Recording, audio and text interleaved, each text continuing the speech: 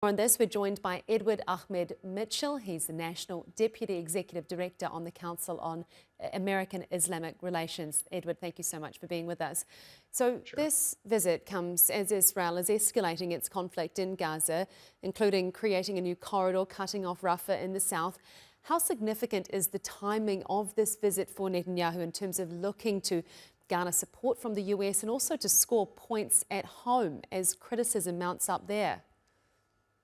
Well, the indicted war criminal Benjamin Netanyahu is already getting pretty much everything that he wants from the Trump administration in terms of his genocide in Gaza. He's facing no pushback on the massacres he's committing every day, including this horrific murder of these 15 Palestinian medical workers caught on camera. So I'm not sure Netanyahu really needs anything more from Trump in terms of Gaza. What I think Netanyahu does want is to get some sort of win related to the tariffs that the administration put on Israel. And also, I think he wants to pressure Mr. Trump to agree to bombing Iranian nuclear facilities, even though that could create a regional war and a nuclear catastrophe in the region. And so I think Netanyahu just wants to get more. He's already got what he wants in Gaza. I think he just wants to get even more. And what is the likelihood of that, do you think? What do you expect to come out of this? As you mentioned, the tariffs, Netanyahu will be very keen to discuss those. Do you think he'll cut some sort of deal with Trump? What are your expectations?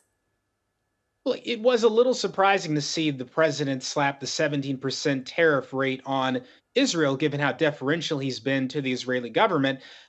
President Trump's biggest supporters financially during the campaign were very hostile anti Palestinian individuals, including Miriam Adelson. So I have no doubt that he's under intense pressure to cut some sort of deal with the Israeli government to reduce or lift those tariffs. So I would not be surprised if there's some sort of deal. Netanyahu makes some sort of nominal concession to the United States, and then Trump is able to lift or reduce those tariffs. But if that happens, I think it will be a signal once again to the American people that our government is not pursuing an America first agenda, but an Israel first agenda. That you can you can tax any country in the world, you can violate the free speech rights of any American about criticizing Israel, but you just cannot uphold the rights of the American people when those rights are weighed against the Israeli government. So I think it's going to anger the American people more if the Israeli government gets some sort of concession related to those tariffs that other countries are not getting.